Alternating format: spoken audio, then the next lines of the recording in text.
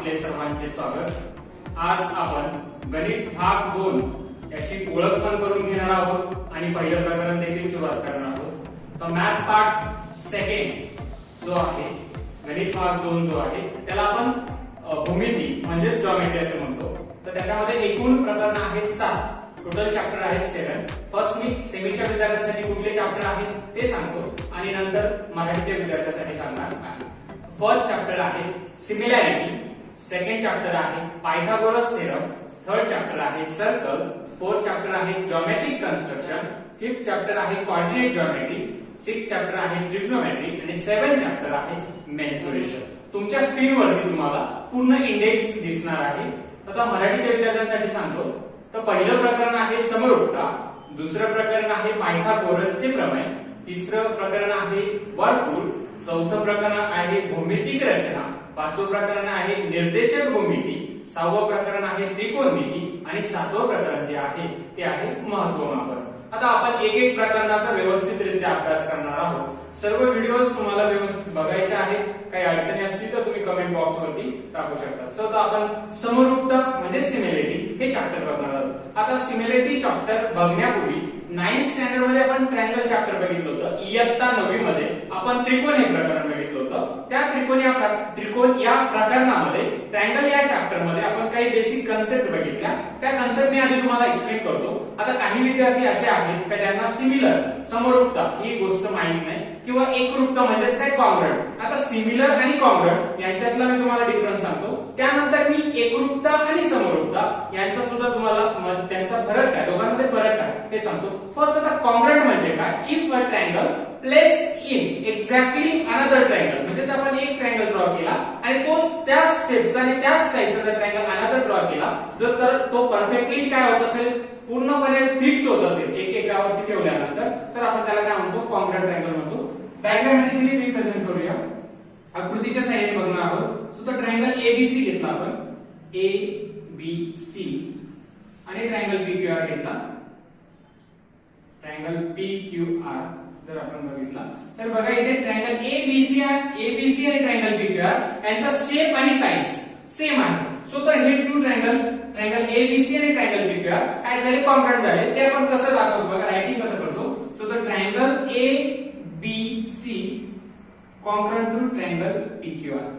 आता कॉन्ग्रंट असण्यासाठी कंडिशन खूप महत्त्वाची आहे, sides are equal and angles are equal, म्हणजे त्याच्या बाजू पण एकरूप असणार आहे आणि कोण सुद्धा कसे असणार आहे, एकरूप आहे। मग आता मराठीच्या विद्यार्थ्यांसाठी मी आधी एकरूप सांगतो काय असणार आहे। दोन त्रिकोण जर आपण काढले तर पहिला त्रिकोण दुसऱ्या त्रिकोणावरती जर तंतोतंत बसत असेल तर ते दोन त्रिकोण एकरूप असतात। मग त्रिकोण एबीसी आणि त्रिकोण पीक्यूआर हे दोन कसे आहेत, एकरूप त्रिकोण आहेत।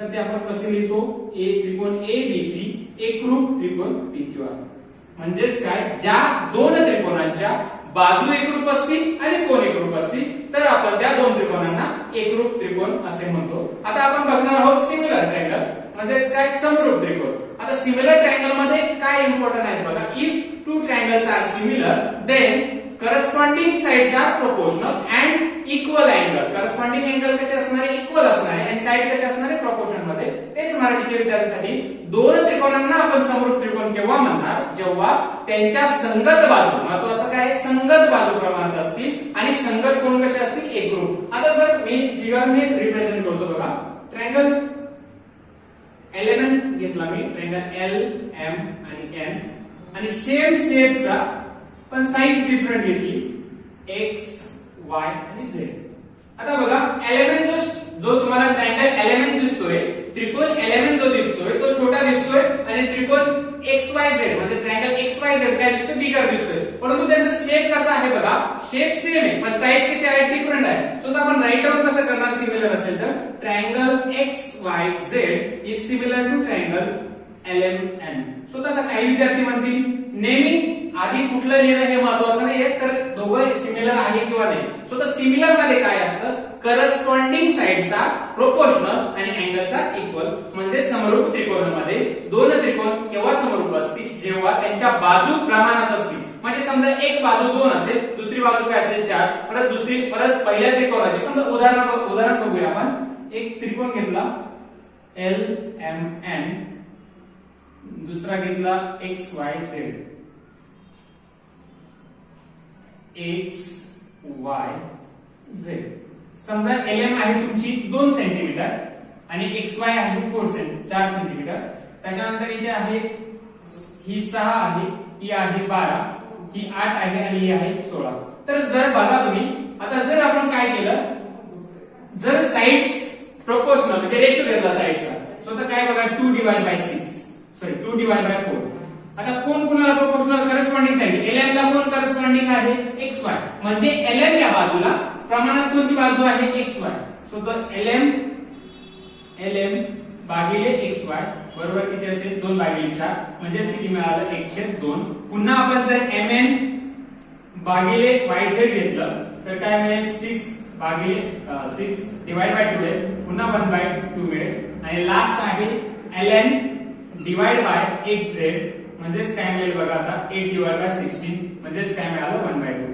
आता बघा मराठीच्या विद्यार्थ्यांनी व्यवस्थित समजून घ्या. संगत बाजू LM ला संगत बाजू कोण आहे XY, MN ला संगत बाजू कोण आहे YZ आणि LN ला संगत बाजू कोण आहे XZ आहे. म्हणजे करस्पॉन्डिंग साइड्स कशा आहेत प्रोपोर्शनल मध्ये. सर्वांचा आन्सर 1/2 येत आहे, म्हणजे साइड्स कशा आहेत प्रोपोर्शनल आहेत आणि अँगल्स कसे आहेत इक्वल. आता अँगल इक्वल आहेत म्हणजे सपोज हा असेल 30 डिग्री, इकडे सपोज हा असेल 60 डिग्री आणि हा सपोज असेल आपण हा घेतला 65, तर हा किती मिळेल 85. सो तर हा किती असेल 30 डिग्री, हा असेल 65 डिग्री आणि हा असेल 85 डिग्री. आता सिमिलर आणि कॉन्ग्रुएंट ट्रायंगल्सचं कन्सेप्ट क्लिअर केलेली आहे. आता आपण चॅप्टर कडे जाऊया. चॅप्टरला जाण्यापूर्वी आधी रेशो ही कन्सेप्ट आपण स्टँडर्ड 9 मध्ये इयत्ता 9वी मध्ये आपलं प्रकरण होतं, 14 प्रकरण होतं गुणोत्तर व प्रमाण, म्हणजेच काय रेशोज अँड प्रपोर्शन हे चॅप्टर होतं. त्याच्यामध्ये रेशो ही कन्सेप्ट झालेली. आता रेशो म्हणजे काय, डेली लाईफचं एक एक्झाम्पल घेऊया. सपोज आपलं दिवाळी फेस्टिवल असेल, एखादा दिवाळी आपला सण असतो, त्याच्यामध्ये जर आपल्याला लाडू बनवायचा आहे, रव्याचा लाडू जर बनवायचा असेल तर रवा, साखर आणि याचं प्रमाण किती हे आपण ठरवत असतो, म्हणजेच रेशो ठरवतो की कोण किती प्रमाणात घेतो. सो तर रेशो ही कन्सेप्ट आपली झालेली आहे, आपण त्याच्याकडे बघणार नाही. तर डायरेक्टली आपण ratio of areas of 2 triangles म्हणजेच काय 2 त्रिकोणांच्या क्षेत्रफळांचे गुणोत्तर. आता बघा आपण जर व्यवस्थित टॉपिक नेम बघितलं तर आपल्याला एरिया ऑफ ट्रायंगल म्हणजेच काय त्रिकोणाचे क्षेत्रफळ याचं सूत्र माहित असणं गरजेचं आहे. मी आता व्हाईट बोर्ड वरती आधी फॉर्म्युला राईट डाऊन करतो. Area of triangle, area of ट्रायंगलचा फॉर्म्युला काय असेल, बऱ्याच विद्यार्थ्यांना माहिती असेल. Area of triangle is equal to 1/2 into base into height. So तर मराठीच्या विद्यार्थ्यांसाठी त्रिकोणाचे क्षेत्रफळ बरोबर त्रिकोणाचे क्षेत्रफळ बरोबर 1/2 गुणिले पाया गुणिले उंची. आता आपल्या टॉपिक मध्ये बघा जे नेम होतं त्या नेम प्रमाणे आपण काय बघितलं त्रिकोणाचे क्षेत्रफळ. आता आपल्याला काय बघायचे गुणोत्तर. आता गुणोत्तर ही संकल्पना काय आहे तुम्हाला माहितच आहे. सो तर आपण डायरेक्टली आता तो टॉपिक बघूया. सो तर आधी फर्स्ट आपण काय करणार बघा, area ratio of area of 2 triangles. आता ज्यावेळेस आपण ट्रायंगलचा एरियाचा विचार करतोय त्यावेळेस कुठल्या कुठल्या कन्सेप्ट आहेत त्याच्यामध्ये बघा, बेस आणि काय आहे हाईट आहे. तेच मराठीच्या विद्यार्थ्यांसाठी काय पाया आणि उंची. आता ज्यावेळेस आपण 2 त्रिकोणांचं काय करतो कंपॅरिझन करतोय, म्हणजेच काय आपण दोघांमध्ये काहीतरी सारखेपणा काय असणार ते बघणार आहोत. तर पहिल्यांदा आपली फर्स्ट कंडिशन जी असेल ती माझी राईट डाऊन करतो. काय असू शकते, बेस अनइक्वल असेल, बेस अनइक्वल आणि हाईट सुद्धा कशी असेल अनइक्वल. बेस पण अनइक्वल असेल आणि हाईट पण कशी असेल अनइक्वल, म्हणजेच काय पाया असमान असेल व उंची पण कशी असेल असमान. हा पहिला मुद्दा. आता सेकंड पॉइंट काय असणार आहे, बेस इक्वल असेल, base equal and height unequal,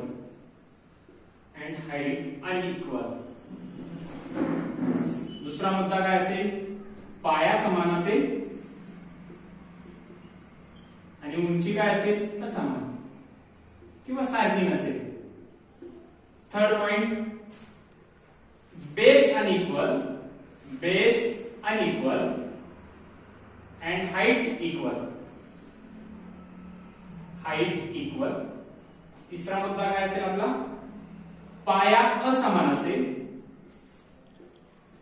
व उंची समान असेल. आणि चौथा जो फोर्थ जो पॉइंट असेल, base equal and height equal. Height equal. मराठीच्या विद्यार्थ्यांचा चौथा मुद्दा असा असेल, पाया पण समान असेल व उंची पण समान असेल. आता जर विचार केला तर यापैकी तीनच अटी ज्या आहेत किंवा 3 कंडिशन ज्या आहेत त्या तुमच्या टेक्स्ट बुक मध्ये आहेत. फोर्थ कंडिशन ही एका एक्झाम्पल मध्ये त्यांनी सांगितलेली आहे. सो तर मी ती आधी या फोर्थ कंडिशन राईट डाऊन केलं. म्हणजे आपल्याला काय करायचं आहे, ratios of areas of two triangles म्हणजे दोन त्रिकोणांच्या क्षेत्रफळाचे गुणोत्तर घ्यायचे आहे. तर या 4 शक्यता किंवा या 4 पॉसिबिलिटी त्या कन्सिडर करणं किंवा विचारात घेणं खूप गरजेचं आहे. सो तर आपली फर्स्ट कंडिशन काय आहे, बेस अनइक्वल आणि हाईट अनइक्वल. तर कुठला फॉर्म्युला वापरायचा, त्यानंतर बेस इक्वल आणि हाईट अनइक्वल, त्यासाठी कुठला फॉर्म्युला वापरायचा. म्हणजे 4 कंडिशन आहेत तर फॉर्म्युले पण 4 असणार आहे. सो तर आपण एक एक डिटेल मध्ये बघणार आहोत. First possibility, base unequal and height unequal, पाया असमान आणि उंची असमान. आता आपल्याला काय करायचं आहे, ratios of areas of two triangles घ्यायचा आहे, परंतु फर्स्ट कंडिशन मध्ये म्हणजे पहिल्या अटीनुसार घ्यायचं आपल्याला, पाया असमान आणि उंची असमान. आता मी 2 ट्रायंगल्स राईट डाऊन करतो, त्यांचा बेस आणि त्यांचा हाईट तुम्हाला डायग्राम मध्ये दिसणारच आहे. सो तर मी डायग्राम ड्रॉ करतो बघा. Triangle ABC right down draw केला. ट्रायंगल ABC, त्याची हाईट घेतली D, AD, त्याची हाईट घेतली AD. Next triangle right down draw केला PQR, PQR, त्याची हाईट घेतली PS. सो हाईट काय आहे त्याची PS. आता बघा, सेमीच्या विद्यार्थ्यांसाठी जी डायग्राम ड्रॉ केली तीच डायग्राम मराठीच्या विद्यार्थ्यांसाठी आहे. मी पुन्हा ती डायग्राम ड्रॉ करणार नाही. सो तर बघा, आता या डायग्राम मध्ये फर्स्ट ट्रायंगल नेमिंग काय आहे, ABC. फर्स्ट ट्रायंगल आहे ABC आणि नेक्स्ट काय आहे PQR. पण त्याचा बेस आणि हाईट कशी आहे, अनइक्वल. सो तर बघा काय मिळेल मला, फर्स्ट मी बेस लिहितो फर्स्ट ट्रायंगलचा, in triangle ABC. In triangle ABC. आता त्रिकोण ABC मध्ये काय दिसतं, मराठीचे विद्यार्थी काय लिहितील, त्रिकोण ABC मध्ये. बरं, triangle in triangle ABC, AD काय आहे, बेस. AD काय असणार, सॉरी BC काय असणार आहे, एक्स्ट्रीमली सॉरी, BC काय असणार आहे, बेस. BC काय असेल, बेस. आणि AD काय असेल, हाईट. AD काय असेल, हाईट. सो तर BC काय असणार आहे, पाया. BC असेल पाया आणि AD काय असेल, उंची. आता दुसऱ्या त्रिकोण काय दिसतोय तुम्हाला, सेकंड ट्रायंगल कुठला दिसतोय, PQR. In triangle PQR, in triangle PQR. पुन्हा बेस काय आहे, QR इज इक्वल टू काय असेल, बेस. QR काय आहे, बेस आहे. आणि PS काय असणार आहे, हाईट. PS काय असेल, हाईट. इकडे मराठीच्या विद्यार्थ्यांसाठी काय मिळेल, त्रिकोण PQR मध्ये, त्रिकोण PQR मध्ये पाया आहे QR, पाया काय आहे QR आणि उंची आहे PS. PS काय आहे, उंची. आणि आता आपल्याला या दोन त्रिकोणांच्या क्षेत्रफळाचे काय घ्यायचंय, गुणोत्तर. सो तर एरिया ऑफ ट्रायंगल ABC याचा रेशो कुणाशी घ्यायचा आहे, area of triangle PQR. So तो फॉर्म्युला काय असतो, 1/2 into base into height. 1/2 into base into height divide by same formula सुद्धा कशासाठी असेल, 1/2 into base into height. So तर ट्रायंगलची बेस आणि हाईट डिफरंट आहे. सो तर 1/2 इंटू AD, सॉरी बेस काय आहे आपला, BC. बेस म्हटलं आधी तर बेसच लिहायचा, काही विद्यार्थी इथे पण चुका करतात, BC AD. आणि इथे काय असेल, 1/2 इंटू काय असेल, QR इंटू PS. आता 1/2 काय होणार आहे, कॅन्सल होणार आहे. आणि BC आणि QR कॅन्सल होणार नाही, आणि PS सुद्धा कॅन्सल होणार नाही. का, कारण बेस कसा आहे, डिफरंट आहे आणि हाईट पण कशी आहे, डिफरंट आहे. मराठीचे विद्यार्थी काय लिहितील, आपल्याला काय करायचं आहे, गुणोत्तर घ्यायचं आहे दोन त्रिकोणांच्या क्षेत्रफळाचे. सो तर ABC आणि इथे काय असेल, PQR. परत आपलं सूत्र काय आहे, 1/2 गुणिले पाया गुणिले उंची याचं गुणोत्तर परत दुसऱ्या त्रिकोणाच्या क्षेत्रफळाशी आहे, पाया गुणिले उंची. हेच पुन्हा मराठी सेमीच्या विद्यार्थ्यांनी जे लिहिलं आहे तेच आन्सर मिळेल. म्हणजे तुमचं लास्ट आन्सर काय मिळणार आहे बघा, BC गुणिले AD भागिले QR गुणिले PS. आता हे जे मी तुम्हाला डायग्रामॅटिकली रिप्रेझेंट केलं, आता आपल्याला प्रॉपर स्टेटमेंट मध्ये पाहिजे आहे, तर मी ते व्हाईट बोर्ड वरती राईट डाऊन करतो.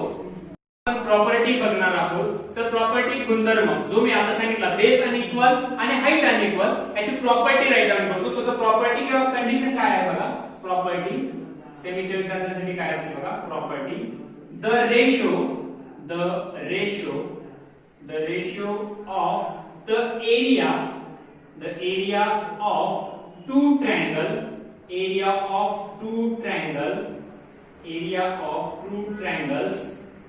is equal to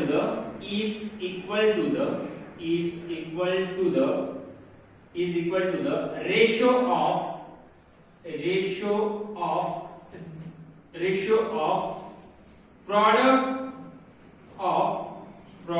of their bases and corresponding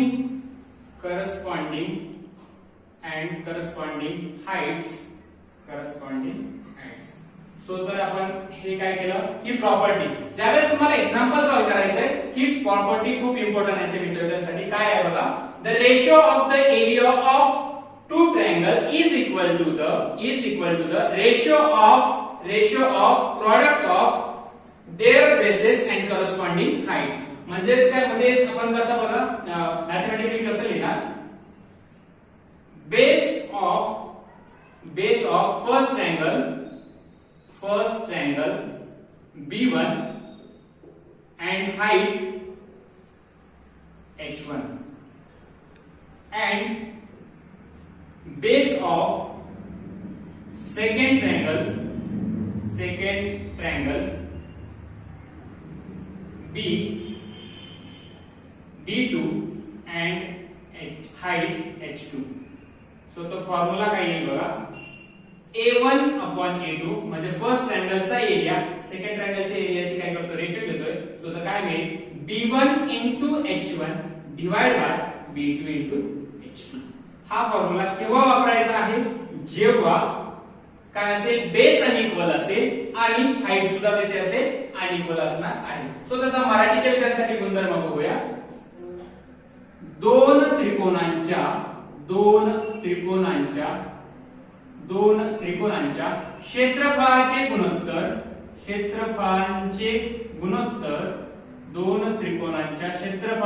गुणोत्तर हे त्याच्या संगत पायाच्या व संगत उंचीच्या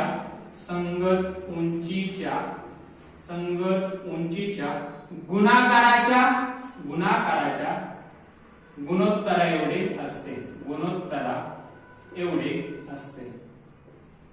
हा गुणधर्म तुम्हाला उदाहरण सोडवत असताना लिहायचा आहे. आता काही विद्यार्थ्यांना हे पाठ करणं कठीण वाटतं, समजून घ्या व्यवस्थित, तुमच्या भाषेत दिलं तरी चालतं. दोन त्रिकोणांच्या क्षेत्रफळाचे गुणोत्तर हे त्याच्या संगत पायाच्या व संगत उंचीच्या गुणोत्तरा एवढे असते. मग पहिल्या त्रिकोणाचा पाया B1 व उंची H1 आहे आणि दुसऱ्या त्रिकोणाचा पाया B2 व उंची H2 आहे. तर आता दोन त्रिकोणांच्या क्षेत्रफळाचे गुणोत्तर काय मिळेल, A1 भागिले A2 म्हणजे दोन त्रिकोण, पहिल्या त्रिकोणाचे क्षेत्रफळ शी आपण दुसऱ्या त्रिकोणाच्या क्षेत्रफळाचे गुणोत्तर घेतलं तर आपलं सूत्र काय मिळेल, B1 गुणिले H1 भागिले B2 गुणिले H2. हे सूत्र आपण केव्हा वापरतो, जेव्हा पाया असमान आणि उंची असमान. सेकंड पॉसिबिलिटी, दुसरी शक्यता काय आहे, बेस इक्वल आहे आणि हाईट कशी आहे, अनइक्वल. म्हणजेच काय, पाया समान आहे आणि उंची असमान आहे. सो तर फिगर जी आहे तुमच्या टेक्स्ट बुक मध्ये जी दिलेली आहे तीच मी घेणार आहे. तुमच्या स्क्रीनवरती ती फिगर तुम्हाला दिसणार आहे. सो द फर्स्ट ट्रायंगल आहे त्याच्यामध्ये ABC आणि सेकंड ट्रायंगल आहे APB. आता ABC आणि एपीबी मध्ये तुमचा जो बेस आहे तो सेम आहे. तो बेस कोण आहे? एबी आहे. आणि हाईट जी असणार आहे ती असेल सीडी आणि पीक्यू. मग सीडी ला आपण डिनोट केलं हाईट h2 आणि पीक्यू ला डिनोट केलं height h1. So the height तिथे काय असणार आहे? डिफरंट असणार आहे किंवा हाईट अनइक्वल असेल. म्हणजे उंची काय असणार आहे? असमान. आता मी तुम्हाला ती कंडिशन जी आपल्याला एक्झाम्पल सॉल्व्ह करताना लिहायची आहे ती सेमीच्या विद्यार्थ्यांसाठी व्यवस्थित सांगतो. ती स्क्रीनवरती पण दिसेल आणि मी जे बोलतो ती व्यवस्थित तुम्हाला काळजीपूर्वक ऐकायची आहे. The ratio of the area of two triangles with equal base is equal to the ratio of their corresponding heights. So तर इथे बघा करस्पॉन्डिंग हाईट्स, कारण हाईट कशी आहे? डिफरंट आहे. सो तर मी आता इथे मराठीच्या विद्यार्थ्यांसाठी सांगतो. समान पाया असलेल्या त्रिकोणांची क्षेत्रफळे हे त्यांच्या संगत पायांच्या संगत उंचीच्या प्रमाणात असतात. परत एकदा मराठीच्या विद्यार्थ्यांनी व्यवस्थित ऐका. समान पाया असलेल्या त्रिकोणांचे क्षेत्रफळ हे त्यांच्या संगत उंचीच्या प्रमाणात असतात. म्हणजे प्रमाण कोणाचं घेतलंय? उंचीचं. आणि पाया कसा आहे? समान आहे, म्हणून पायाचं आपण प्रमाण घेणार नाही. आता फॉर्म्युल्यामध्ये मी लिहिले बघा. Area of triangle ABC divided by area of triangle APB is equal to AB into H1 divided by AB into H2. So तर इथे AB जो आहे बेस आहे. बेस कसा आहे? सेम आहे, म्हणून तो काय होऊन जाईल? कॅन्सल होईल. आणि प्रोपोर्शन मध्ये कोण येईल? तर प्रमाणात कोण येईल? H1 आणि H2. सेमी आणि मराठीच्या माध्यमाने समजून घेत असताना विद्यार्थ्यांनी नीट व्यवस्थित काळजीपूर्वक ते बघा. स्क्रीनवरती तुम्हाला दिसेलच H1 upon H2. सो आता सेकंड प्रॉपर्टी जी आहे ती आपल्याला बघायची. काय असणार आहे? तर बेस कसा असेल? अनइक्वल. आणि हाईट कशी असणार आहे? इक्वल. तेच मराठीच्या विद्यार्थ्यांसाठी पाया कसा असेल? असमान. आणि उंची कशी असेल? समान. सो तर त्याच्यासाठी प्रॉपर्टी रीड करतो. तुम्हाला डायग्राम तुमच्या स्क्रीनवरती दिसणारच आहे. ती व्यवस्थित डायग्राम बघून आणि मी जे बोलतोय ते व्यवस्थित ऐका. सो तर काय असणार आहे? The ratio of the area of two triangle with equal height is equal to the ratio of their corresponding bases. So तो मराठीच्या विद्यार्थ्यांसाठी समान उंची असलेल्या त्रिकोणांची क्षेत्रफळ हे त्यांच्या संगत पायाच्या कशा असतात? प्रमाणात असतात. सो तर आता आपल्याला प्रमाण कोणाचं घ्यायचं आहे? पायाचं. आणि आधीच्या जी आठ बघितली होती त्याच्यात प्रमाण कसं होतं? उंचीचं. आता कोण समान आहे आणि कोण प्रमाणात हे व्यवस्थित समजलं की तुम्हाला या अटी समजतील. आता आपली तिसरी जी अट होती ती अतिशय सोपी होती. ती अशी आहे, बेस पण इक्वल आणि हाईट पण इक्वल.